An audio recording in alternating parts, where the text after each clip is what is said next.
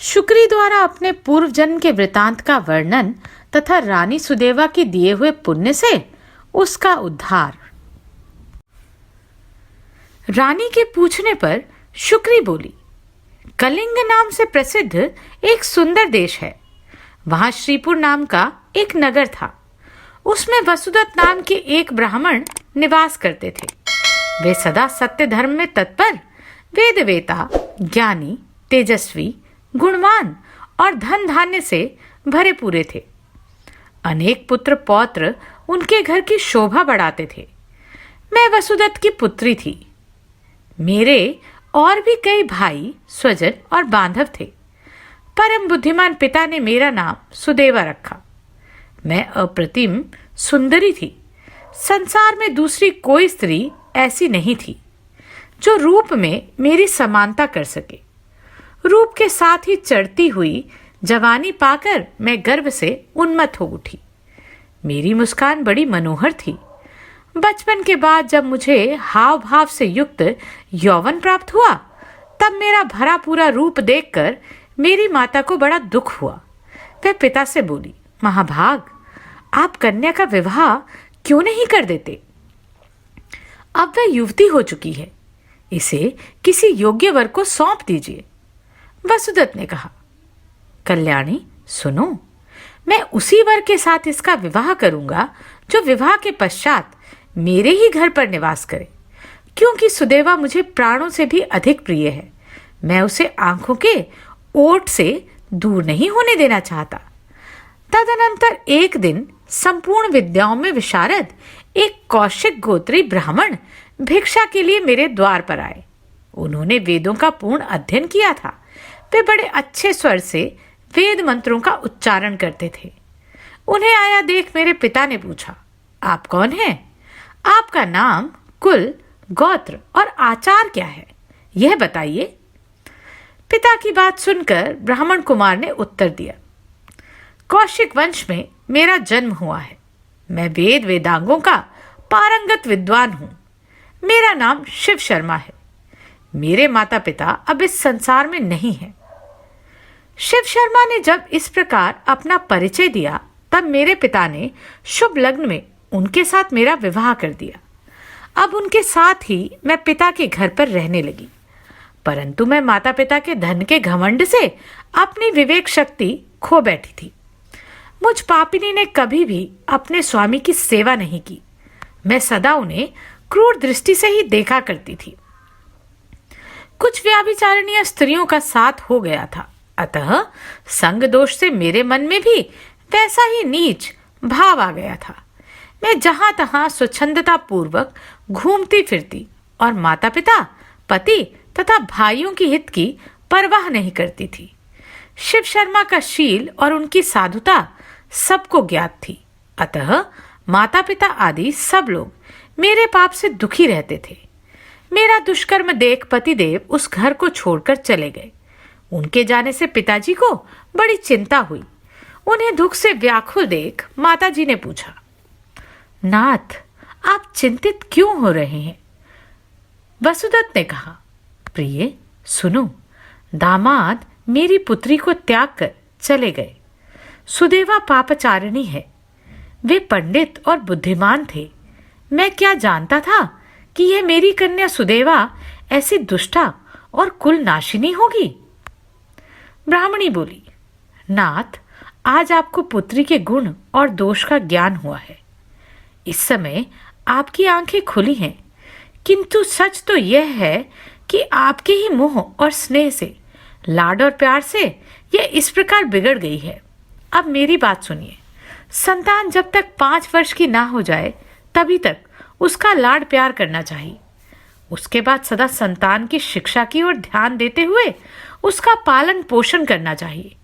नहलाना धुलाना, उत्तम वस्त्र पहनाना, अच्छे खान पान का प्रबंध करना, ये सब बातें संतान की पुष्टि के लिए आवश्यक है। साथ ही पुत्रों को उत्तम गुण और विद्या की ओर भी लगाना चाहिए। पिता का कर्तव्य है कि वह संतान को सद्गुणों की शिक्षा देने के लिए सदा कठोर बना रहे। केवल पालन पोषण के लिए उसके प्रति मोह ममता रखे। पुत्र के सामने कदापि उसके गुणों का वर्णन न करे, उसे राह पर लाने के लिए कड़ी फटकार सुनाए तथा इस प्रकार उसे साधे जिससे वह विद्या और गुणों में सदा ही निपुण होता जाए। जब माता अपनी कन्या को, सास अपनी पुत्र वधू को और गुरु अपने शिष्यों को ताड़ना देता है, तभी वे सीधे रहते हैं। इसी प्रकार पति अपनी पत्नी को और राजा अपने मंत्री को दोषों के लिए कड़ी फटकार सुनाए। शिक्षा बुद्धि से ताड़न और पालन करने पर संतान सद्गुणों द्वारा प्रसिद्ध लाभ करती है। शिव शर्मा उत्तम ब्राह्मण थे। उनके साथ रहने पर भी इस कन्या को आपने घर में निरंकुश स्वच्छंद बना रखा था। इसी से उच्छल हो जाने के कारण यह नष्ट हुई है। पुत्री अपने पिता के घर में रहकर जो पाप करती है, उसका फल माता पिता को ही भोगना पड़ता है। इसलिए समर्थ पुत्री को अपने घर में नहीं रखना चाहिए। जिससे उसका विवाह किया है, उसी के घर में उसका पालन पोषण होना उचित है। वहां रहकर वह भक्ति पूर्वक जो उत्तम गुण सीखती और पति की सेवा करती है, उससे कुल की कीर्ति बढ़ती है और पिता भी सुखपूर्वक जीवन व्यतीत करता है। ससुराल में रहकर यदि वह पाप करती है तो उसका फल पति को भोगना पड़ता है। वहां सदाचार पूर्वक रहने से वह सदा पुत्र पौत्रों के साथ वृद्धि को प्राप्त होती है। प्राणनाथ, पुत्री के उत्तम गुणों से पिता की कीर्ति बढ़ती है। इसलिए दामाद के साथ भी कन्या को अपने घर में नहीं रखना चाहिए। इस विषय में एक पौराणिक इतिहास सुना जाता है जो 28वें द्वापर के आने पर संगठित होने वाला है। यदुकुल श्रेष्ठ वीरवर उग्रसेन के यहाँ जो घटना घटित होती है, उसका मैं भूतकाल के रूप में वर्णन करूंगी। माथुर प्रदेश में मथुरा नाम की नगरी है। वहां उग्रसेन नाम वाले यदुवंशी राजा राज्य करते हैं। वे शत्रु विजयी, संपूर्ण धर्मों के तत्वज्ञ, बलवान, दाता और सद्गुणों के जानकार थे। मेधावी राजा उग्रसेन धर्मपूर्वक राज्य का संचालन और प्रजा का पालन करते थे। उन्हीं दिनों परम पवित्र विदर्भ देश में सत्यकेतु नाम से प्रसिद्ध एक प्रतापी राजा थे। उनकी एक पुत्री थी जिसका नाम पद्मावती था। वह सत्य धर्म में तत्पर तथा स्त्री समुचित गुणों से युक्त होने के कारण दूसरी लक्ष्मी के समान थी। मथुरा के राजा उग्रसेन ने उस मनोहर नेत्रों वाली पद्मावती से विवाह किया। उसके स्नेह और प्रेम से मथुरा नरेश मुग्ध हो गए। पद्मावती को वे प्राणों के समान प्यार करने लगे। उसे साथ लिए बिना भोजन तक नहीं करते। उसके साथ क्रीड़ा विलास में ही राजा का समय बीतने लगा। पद्मावती के बिना उन्हें एक क्षण भी चैन नहीं पड़ता था। इस प्रकार उस दंपत्ति में परस्पर बड़ा प्रेम था। कुछ काल के पश्चात विदर्भ नरेश सत्यकेतु ने अपनी पुत्री पद्मावती को स्मरण किया। उसकी माता उसे न देखने के कारण बहुत दुखी थी। उन्होंने मथुरा नरेश उग्रसेन के पास अपने दूत भेजे। दूतों ने वहां जाकर आदर पूर्वक राजा से कहा, महाराज, विदर्भ नरेश सत्यकेतु ने अपनी कुशल कहलाई है और आपका कुशल समाचार वे पूछ रहे हैं।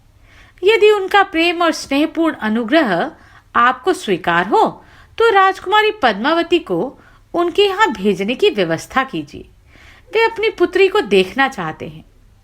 नरश्रेष्ठ उग्रसेन ने जब दूतों के मुंह से यह बात सुनी तो प्रीति, स्नेह और उदारता के कारण अपनी प्रिय पत्नी पद्मावती को विदर्भराज के यहाँ भेज दिया। पति के भेजने पर पद्मावती बड़े हर्ष के साथ अपने मायके गई। वहां पहुंचकर उसने पिता के चरणों में प्रणाम किया। उसके आने से महाराज सत्यकेतु को बड़ी प्रसन्नता हुई। पद्मावती वहां अपनी सखियों के साथ निशंक होकर घूमने लगी। पहले की ही भांति घर, वन, तालाब और चौबारों में विचरण करने लगी। यहाँ आकर वह पुनः बालिका बन गई। उसके बर्ताव में लाज या संकोच का भाव नहीं रहा। एक दिन की बात है, पद्मावती अपनी सखियों के साथ एक सुंदर पर्वत पर सैर करने के लिए गई। उसकी तराई में एक रमणीय वन दिखाई दिया जो केलों के उद्यान से शोभा पा रहा था। पहाड़ पर भी फूलों की बहार थी। राजकुमारी ने देखा, एक और ऐसा रमणीय पर्वत, दूसरी ओर मनोहर वनस्थली और बीच में स्वच्छ जल से भरा सर्वोतभद्र नामक तालाब था। बालोचित चपलता, नारी स्वभाव और खेल कूद की रुचि, इन सब का प्रभाव उसके ऊपर पड़ा। वह सहेलियों के साथ तालाब में उतर पड़ी और हंसती गाती हुई जल क्रीड़ा करने लगी। उसी समय कुबेर का सेवक गोभिल नामक दैत्य दिव्य विमान पर बैठकर आकाश मार्ग से कहीं जा रहा था। तालाब के ऊपर आने पर उसकी दृष्टि विशाल नेत्रों वाली विदर्भ राजकुमारी पद्मावती पर पड़ी, जो निर्भय होकर स्नान कर रही थी। गोभिल की ज्ञान शक्ति बहुत बड़ी हुई थी। उसने निश्चित रूप से जान लिया कि यह विदर्भ नरेश की कन्या और महाराज उग्रसेन की प्यारी पत्नी है, परंतु यह तो प्रतिव्रता होने के कारण आत्मबल से ही सुरक्षित है। पर पुरुषों के लिए उसे प्राप्त करना नितांत कठिन है। उग्रसेन महामूर्ख है जो अपने ऐसी सुंदरी पत्नी को मायके भेज दिया। आह, यह पतिव्रता नारी पराय पुरुष के लिए दुर्लभ है। इधर कामदेव मुझे अत्यंत पीड़ा दे रहे हैं। मैं किस प्रकार इसके निकट जाऊं और कैसे इसका उपभोग करूं? इसी उधेड़बुन में पड़े पड़े उसने अपने लिए एक उपाय निकाला। गोभिल ने महाराज उग्रसेन का मायामय रूप धारण किया। वह ज्यों का त्यों उग्रसेन बन गया। वही अंग, वही उपांग, वैसे ही वस्त्र, उसी प्रकार का वेश और वही अवस्था। पूर्ण रूप से उग्रसेन सा होकर वह पर्वत के शिखर पर उतरा और एक अशोक वृक्ष की छाया में शिला के ऊपर बैठकर उसने मधुर स्वर से संगीत छेड़ दिया। वह गीत संपूर्ण विश्व को मोहित करने वाला था। ताल, लय और उत्तम स्वर से युक्त उस मधुर गान को सखियों के माध्यम से बैठी हुई सुंदरी पद्मावती ने भी सुना। वह सोचने लगी, कौन गायक ये गीत गा रहा है? राजकुमारी के मन में उसे देखने की उत्कंठा हुई। उसने सखियों के साथ जाकर देखा, अशोक की छाया में उज्जवल शिलाखंड के ऊपर बैठा हुआ कोई पुरुष गा रहा है। वह महाराज उग्रसेन सा ही जान पड़ता था। वास्तव में तो वह राजा के वेश में नीच दानव गोभिल ही था। पद्मावती विचार करने लगी, मेरे धर्मपरायण स्वामी मथुरा नरेश अपना राज्य छोड़कर इतनी दूर कब और कैसे चले आए? वह इस प्रकार सोच ही रही थी कि उस पापी ने स्वयं ही पुकारा, प्रिय आओ आओ। देवी, तुम्हारे बिना मैं नहीं जी सकता। सुंदरी, तुमसे अलग रहकर मेरे लिए इस प्रिय जीवन का भार वहन करना भी असंभव हो गया है। तुम्हारे स्नेह ने मुझे मोह में लिया है, अतः मैं तुम्हें छोड़कर कहीं नहीं रह सकता। पति रूपधारी दैत्य के ऐसा कहने पर पद्मावती कुछ लज्जित सी होकर उसके सामने गई। वह पद्मावती का हाथ पकड़कर उसे एकांत स्थान में ले गया और वहां अपनी इच्छा के अनुसार उसका उपभोग किया। महाराज उग्रसेन के गुप्त अंग में कुछ खास निशानी थी जो उस पुरुष में नहीं दिखाई दी। इससे सुंदरी पद्मावती के मन में उसके प्रति संदेह उत्पन्न हुआ। राजकुमारी ने अपने वस्त्र संभाल कर पहन लिए, किंतु उसके हृदय में इस घटना से बड़ा दुख हुआ। वह क्रोध में भरकर नीच दानव गोभिल से बोली, ओ नीच, जल्दी बता, तू कौन है? तेरा आकार दानव जैसा है, तू पापाचारी और निर्दयी है। यह कहते कहते आत्मग्लानि के कारण उसकी आंखें भर आई। वह शाप देने को उद्यत होकर बोली, दुरात्मन, तूने मेरे पति के रूप में आकर मेरे साथ छल किया और यह धर्ममय शरीर को अपवित्र करके मेरे उत्तम पातिव्रत्य का नाश कर डाला। अब यहीं तू मेरा भी प्रभाव देख ले। मैं तुझे अत्यंत कठोर शाप दूंगी। उसकी बात सुनकर गोभिल ने कहा, पतिव्रता स्त्री, भगवान श्री विष्णु तथा उत्तम ब्राह्मण के भय से तो समस्त राक्षस और दानव दूर भागते हैं। मैं दानव धर्म के अनुसार ही इस पृथ्वी पर विचर रहा हूं। पहले मेरे दोष का विचार करो। किस अपराध पर तुम मुझे शाप देने को उद्यत हुई हो? पद्मावती बोली, पापी, मैं साध्वी और पतिव्रता हूं। मेरे मन में केवल अपने पति की कामना रहती है। मैं सदा उन्हीं के लिए तपस्या किया करती हूं। मैं अपने धर्म मार्ग पर स्थित थी। तूने माया रचकर मेरे धर्म के साथ ही मुझे भी नष्ट कर दिया। इसलिए रे दुष्ट, तुझे मैं भस्म कर डालूंगी। गोभिल बोला, राजकुमारी, यदि उचित समझो तो सुनो। मैं धर्म की ही बात कह रहा हूं। जो स्त्री प्रतिदिन मन, वाणी और क्रिया द्वारा अपने स्वामी की सेवा करती है, पति के संतुष्ट रहने पर स्वयं भी संतोष का अनुभव करती है, पति के क्रोधी होने पर भी उसका त्याग नहीं करती, उसके दोषों की ओर ध्यान नहीं देती, उसके मारने पर भी प्रसन्न रहती है और स्वामी के साथ सब कामों में आगे रहती है, वही नारी पतिव्रता कहलाती है। यदि स्त्री इस लोक में अपना कल्याण करना चाहती है तो वह पतित, रोगी, अंगहीन, कोढ़ी, सब धर्मों से रहित तथा पापी पति का भी परित्याग न करे। जो स्वामी को छोड़कर जाती है और दूसरे कामों में मन लगाती है, वह संसार में सब धर्मों में बहिष्कृत व्याभिचारिणी समझी जाती है। जो पति की अनुपस्थिति में लोलुपतावश ग्राम्य भोग तथा श्रृंगार का सेवन करती है, उसे मनुष्य कलूटा कहते हैं। मुझे वेद और शास्त्रों द्वारा अनुमोदित धर्म का ज्ञान है। गृहस्थ धर्म का परित्याग करके पति की सेवा छोड़कर यहाँ किस लिए आई? इतने पर भी अपने ही मुंह से कहती हो मैं पतिव्रता हूं। कर्म से तो तुमने पतिव्रत्य का लेश मात्र भी नहीं दिखाई देता। तुम डर भय छोड़कर पर्वत और वन में मतवाली होकर घूमती फिरती हो, इसलिए पापिनी हो। मैंने ये महान दंड देकर तुम्हें सीधी राह पर लगाया है। अब कभी तुमसे ऐसी धृष्टता नहीं हो सकती। बताओ तो, पति को छोड़कर किस लिए यहाँ आई हो? यह श्रृंगार, यह आभूषण तथा यह मनोहर वेश धारण करके क्यों खड़ी हो? पापिनी, बोलो ना, किस लिए और किसके लिए यह सब किया है? कहाँ है तुम्हारा पतिव्रत्य? दिखाओ तो। मेरे सामने व्याभिचारिणी स्त्रियों के समान बर्ताव करने वाली नारी, तुम इस समय अपने पति से 400 कोस दूर हो। कहाँ है तुम्हारे पति को देवता मानने का भाव? दुष्ट कहीं की, तुम्हें लाज नहीं आती? अपने बर्ताव पर घृणा नहीं होती? तुम क्या मेरे सामने बोलती हो? कहाँ है तुम्हारी तपस्या का प्रभाव? कहाँ है तुम्हारा तेज और बल? आज ही मुझे अपना बल, वीर्य और पराक्रम दिखाओ। पद्मावती बोली, ओ नीच असुर, सुन, पिता ने स्नेहवश मुझे पति के घर से बुलाया है। इसमें कहाँ पाप है? मैं काम, लोभ, मोह तथा ढाह के वश पति को छोड़कर नहीं आई हूं। मैं यहां भी पति का चिंतन करती हुई ही रहती हूं। तुमने भी छल से मेरे पति का रूप धारण करके ही मुझे धोखा दिया है। गोभिल ने कहा, पद्मावती, मेरी युक्त बात सुनो। अंधे मनुष्य को कुछ दिखाई नहीं देता। तुम धर्म रूप से नेत्र से हीन हो, फिर कैसे मुझे यहां पहचान पाती?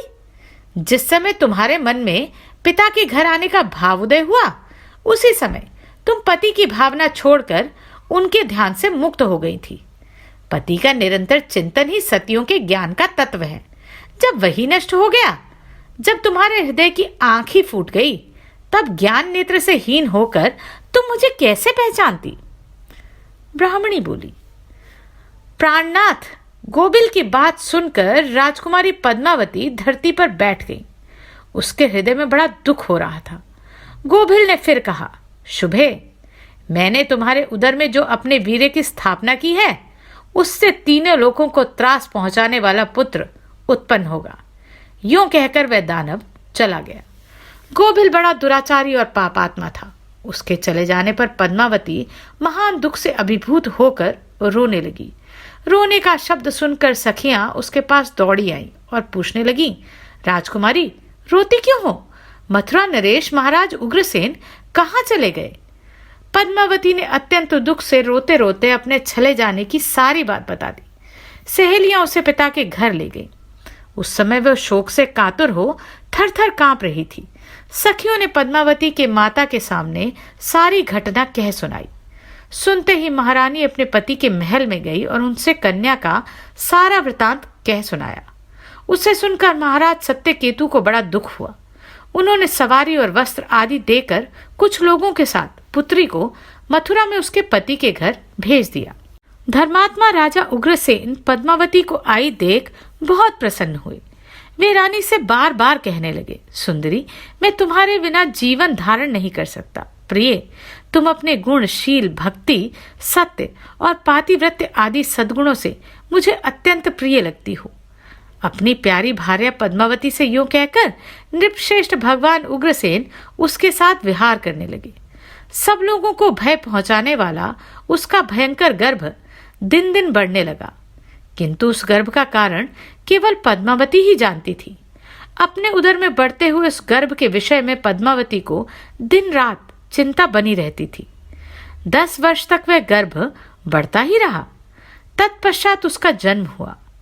वही महान तेजस्वी और महाबली कंस था, जिसके भय से तीनों लोकों के निवासी थर्रा उठे थे तथा जो भगवान श्री कृष्ण के हाथों मारा जाकर मोक्ष को प्राप्त हुआ था। स्वामिनी, ऐसी घटना भविष्य में संघटित होने वाली है, यह मैंने सुन रखा है। मैंने सबसे जो कुछ कहा है वह समस्त पुराणों का निश्चित मत है। इस प्रकार पिता के घर में रहने वाली कन्या बिगड़ जाती है, अतः कन्या को घर में रखने का मोह नहीं करना चाहिए। यह सुदेवा बड़ी दुष्टा और महापापिनी है, अतः इसका परित्याग करके आप निश्चिंत हो जाइए। शुक्री कहती है, माता की यह उत्तम सलाह सुनकर मेरे पिता द्विजश्रेष्ठ वसुदत्त ने मुझे त्याग देने का निश्चय किया। उन्होंने मुझे बुलाकर कहा, दुष्टे, कुल में कलंक लगाने वाली दुराचारिणी तेरे ही अन्याय से परम बुद्धिमान शिव शर्मा चले गए। जहां तेरे स्वामी रहते हैं वहीं तू भी चली जा, अथवा जो स्थान तुझे अच्छा लगे वहीं जा, जैसा जी में आए वैसा कर। महारानी जी यूं कहकर पिता, माता और कुटुंब के लोगों ने मुझे त्याग दिया। मैं तो अपनी लज्जा हया खो चुकी थी, शीघ्र ही वहां से चल दी, किंतु कहीं भी मुझे ठहरने के लिए स्थान और सुख नहीं मिलता था। लोग मुझे देखते ही यह कलूटा आई कहकर दुत्कारने लगते थे। कुल और मान से वंचित होकर घूमती फिरती मैं प्रांत से बाहर निकल गई और गुर्जर देश अर्थात गुजरात प्रांत के सौराष्ट्र नामक पुण्य तीर्थ में जा पहुंची, जहां भगवान शिव का मंदिर था। मंदिर के पास ही वनस्थल नाम से विख्यात एक नगर था, जिसकी उस समय बड़ी उन्नति थी। मैं भूख से अत्यंत पीड़ित थी, इसलिए खपरा लेकर भीख मांगने लगी, परंतु सब लोग मुझसे घृणा करते थे। यह पापिनी आई, यूं कहकर कोई भी मुझे भिक्षा नहीं देता था। इस प्रकार दुख में जीवन व्यतीत करती मैं बड़े भारी रोग से पीड़ित हो गई। उस नगर में घूमते घूमते मैंने एक बड़ा सुंदर घर देखा, जहाँ वैदिक पाठशाला थी। वह घर अनेक ब्राह्मणों से भरा था और वहां सब ओर वेद मंत्रों की ध्वनि हो रही थी। लक्ष्मी से युक्त और आनंद से परिपूर्ण उस रमणीय गृह में मैंने प्रवेश किया। वह सब ओर से मंगल में प्रतीत होता था। मेरे पति शिव शर्मा का ही वह घर था। मैं दुख से पीड़ित होकर बोली, भिक्षा दीजिए। द्विजश्रेष्ठ शिव शर्मा ने भिक्षा का शब्द सुना। उनकी एक भार्या थी जो साक्षात लक्ष्मी के समान रूपवती थी। उसका मुख बहुत ही सुंदर था। वह मंगला नाम से प्रसिद्ध थी। परम बुद्धिमान धर्मात्मा शिव शर्मा ने मंद मंद मुस्कुराती हुई अपनी पत्नी मंगला से कहा, प्रिय, वह देखो, एक दुबली पतली स्त्री आई है जो भिक्षा के लिए द्वार पर खड़ी है। उसे घर में बुलाकर भोजन दो। मुझे आई जान मंगला का हृदय अत्यंत करुणा से भर गया। उसने मुझे दीन दुर्बल भिक्षुकी मिष्ठान भोजन कराया। मैं अपने पति को पहचान गई थी। उन्हें देखकर लज्जा से मेरा मस्तक झुक गया। परम सुंदरी मंगला ने मेरे इस भाव को लक्ष्य किया और स्वामी से पूछा, प्राणनाथ, ये कौन है जो आपको देखकर लज्जा रही है? मुझ पर कृपा करके इसका यथार्थ परिचय दीजिए। शिव शर्मा ने कहा, प्रिय, यह विप्रवर वसुदत्त की कन्या है। बेचारी इस समय भिक्षुकी के रूप में यहाँ आई है। इसका नाम सुदेवा है। यह मेरी कल्याणमयी भार्या है, जो मुझे सदा ही प्रिय रही है। किसी विशेष कारण से यह अपने देश छोड़कर आज यहाँ आई है। ऐसा समझकर तुम्हें इसका अच्छे ढंग से स्वागत सत्कार करना चाहिए। यदि तुम मेरा भलीभांति प्रिय करना चाहती हो तो इसके आदर भाव में कमी न रखना। पति की बात सुनकर मंगलमयी मंगला बहुत प्रसन्न हुई। उसने अपने ही हाथों मुझे स्नान कराकर उत्तम वस्त्र पहनने को दिए और स्वयं भोजन बनाकर खिलाने पिलाने लगी।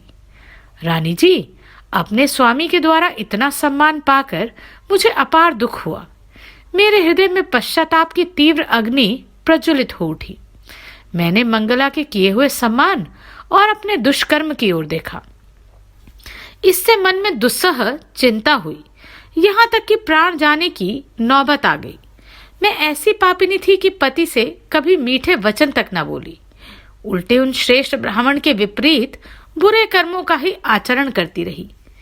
इस प्रकार चिंता करते करते मेरा हृदय फट गया और प्राण शरीर छोड़कर चल बसे। तदनंतर यमराज के दूत आए और मुझे सांकल के दृढ़ बंधन में बांधकर यमपुरी को ले गए। मार्ग में जब मैं अत्यंत दुखी होकर रोती, तब वे मुझे मुद्गरों से पीटते और दुर्गम मार्ग से ले जाकर कष्ट पहुंचाते थे। बीच बीच में मुझे फटकारते भी रहते थे। उन्होंने मुझे यमराज के सामने ले जाकर खड़ा कर दिया। महात्मा यमराज ने बड़ी क्रोधपूर्ण दृष्टि से मेरी ओर देखा और मुझे अंगारों की ढेरी में फेंकवा दिया। उसके बाद मैं कई नरकों में डाली गई। मैंने अपने स्वामी के साथ धोखा किया था, इसलिए एक लोहे का पुरुष बनाकर उसे आग से तपाया गया और वह मेरी छाती पर सुला दिया गया। नरक की प्रचंड आग में तपाई जाने पर भी मैं नाना प्रकार के पीड़ाओं से अत्यंत कष्ट पाने लगी। असीपत्र वन में पड़कर मेरा सारा शरीर छिन्न भिन्न हो गया। फिर मैं पीप, रक्त और विष्ठा में डाली गई। कीड़ों से भरे हुए कुंड में मुझे रहना पड़ा। आरी से मुझे चीरा गया। शक्ति नामक अस्त्र का भली भांति मुझ पर प्रहार किया गया। दूसरे दूसरे नरकों में भी मैं गिराई गई। अनेक योनियों में जन्म लेकर मुझे असह दुख भोगना पड़ा। पहले सियार की योनि में पड़ी, फिर कुत्ते की योनि में जन्म लिया। तत्पश्चात क्रमशः सांप, मुर्गे, बिल्ली और चूहे की योनि में जाना पड़ा। इस प्रकार धर्मराज ने पीड़ा देने वाली प्राय सभी पाप योनियों में मुझे डाला। उन्होंने ही मुझे इस भूतल पर शुक्री बनाया है।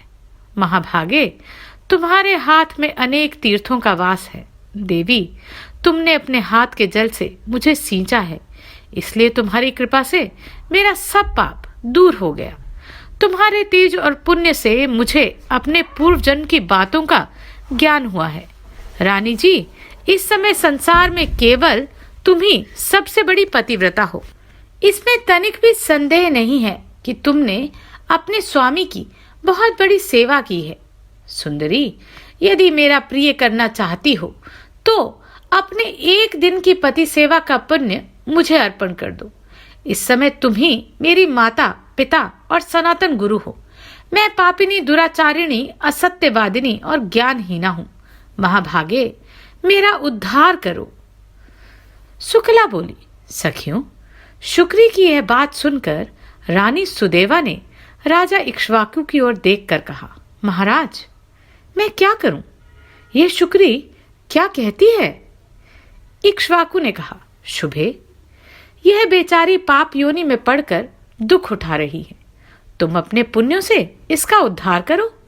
इससे महान कल्याण और क्या होगा। महाराज की आज्ञा लेकर रानी सुदेवा ने शुक्री से कहा, देवी, मैंने अपने 1 वर्ष का पुण्य तुम्हें अर्पण किया। रानी सुदेवा के इतना कहते ही वह शुक्री तत्काल दिव्य देह धारण कर प्रकट हुई। उसके शरीर से तेज की ज्वाला निकल रही थी।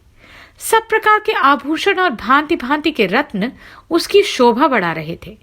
वह साध्वी दिव्य रूप से युक्त हो दिव्य विमान पर बैठी और अंतरिक्ष लोक को चली गई। जाते समय उसने मस्तक झुकाकर रानी को प्रणाम किया और कहा, महाभागे, तुम्हारी कृपा से आज मैं पाप मुक्त होकर परम पवित्र एवं मंगलमय बैकुंठ को जा रही हूं। यूं कहकर वह बैकुंठ को चली गई। शुक्ला कहने लगी, इस प्रकार पहले मैंने पुराणों में नारी धर्म का वर्णन सुना है। ऐसी दशा में जब पतिदेव यहाँ उपस्थित नहीं है तो मैं किस प्रकार भोगों का उपभोग करूं? मेरे लिए ऐसा विचार निश्चय ही पापपूर्ण होगा। शुक्ला के मुख से इस प्रकार उत्तम पातिव्रत्य धर्म का वर्णन सुनकर सखियों को बड़ा हर्ष हुआ। नारियों को सद्गति प्रदान करने वाला उस परम पवित्र धर्म का श्रवण करके समस्त ब्राह्मण और पुण्यवती स्त्रियां धर्मानुरागिणी महाभागा शुक्ला की प्रशंसा करने लगी।